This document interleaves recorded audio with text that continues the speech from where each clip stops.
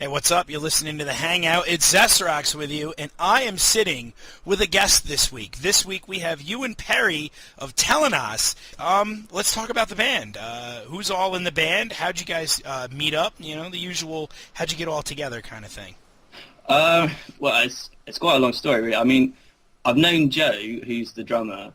I've known him since school. But since then, he was in a band called Interlock, who had sort of a bit of a cult following, I think, and they split up. What would it have been at the end of 2008? They split up, and him and Hal Sinden, who is the singer in Talanas and was the singer in Interlock, they were forming this side project of theirs called Talanas, and it just so happened that at the time I was kind of looking to form a band, so I got back in touch with Joe. Sent him some material that I'd written on my own. He showed it to Hal, and Hal really loved it and invited me to try out for the band, and that happened the next week, and the rest is history, really. So. Nice. And what genres do you stick to? Do you guys stick to just straight up death metal? Are you more like heavy metal, hard rock? Where would you put yourself in the genres?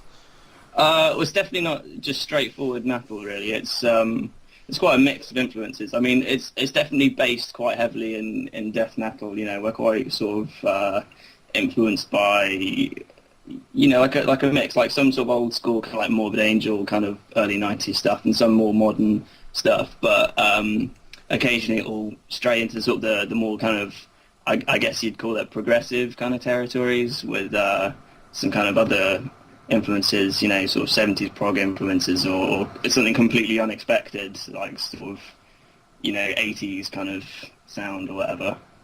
All right, understandable. So like, just trying to make it a little easier for my listeners and whatnot, would you say like you're in the vein like with like say an Opeth or something like that, to where you're more the progressive death metal? You're not afraid to scream, but you have those really good melodic bits? Oh yeah, definitely. I mean, you know, you talk about the screaming. Definitely with the vocals, there's a mix of, you know, the growly kind of death metal vocals, and then there's the you know, the clean singing in there as well. And you know, more broadly with the music. Yeah, I mean, you could compare it to Opeth in that there's a whole range of sort of the more quiet kind of mellow stuff, right up to the full-on kind of thrashy death metal kind of stuff. Yeah, definitely. Cool. 'Cause I'll tell you right now, I'm a big Opeth head, so you guys are already... As soon as you release that EP, I'm definitely going to have to grab it, because... Excellent. Yeah, you guys... 4 Opeth shows? I mean, come on. Absolutely love Opeth. Yeah, definitely. So, we're sitting here, we're talking with Ewan Parry. Hopefully you guys are enjoying. So anyway, a little bit more about the band, Talanas. So you guys just formed... you just got back from recording, because you kind of set this up after you finished your recording session. How'd that go? Really well, yeah. We just finished all the guitars a couple of days ago. It's sounding really good, I think. So we did the drums and the bass a while back, and we just got the vocals left to go, really. And Nice. That should be very soon. And when are you expecting your album to come out? Well, I don't want to put too concrete a date on it, because if you go onto our MySpace page and look at our blog, you'll see that we've almost been cursed with how many kind of troubles we've had trying to get this recorded. So I just feel I don't want to jinx it by saying it'll come out on this day, but if all goes to plan, hopefully, you know, late February, early March, I would say, it should come out. All right. Hey, I wasn't looking for specifics, so it's all right, and it's understandable. You know, when it comes to recording, I know how much of a pain in the butt that can be. How many tracks are you looking at for this first EP?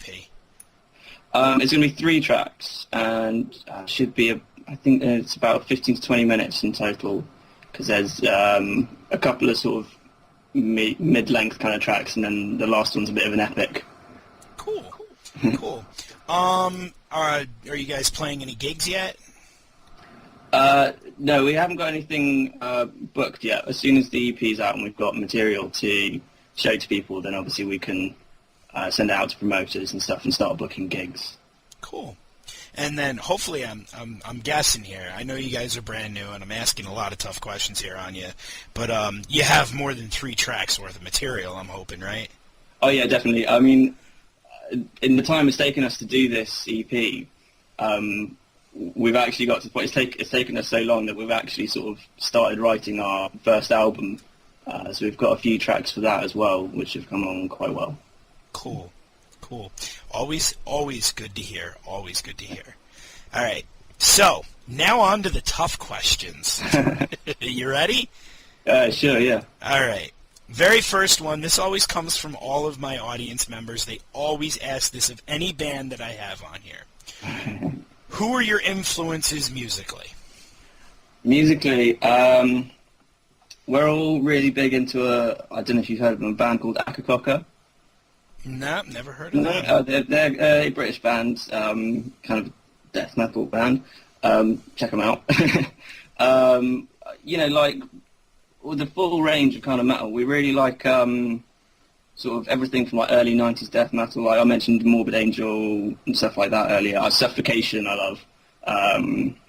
I also like the more technical stuff as well. I mean, I'm a big fan of like Cynic, Decapitated, Meshuggah to some extent, and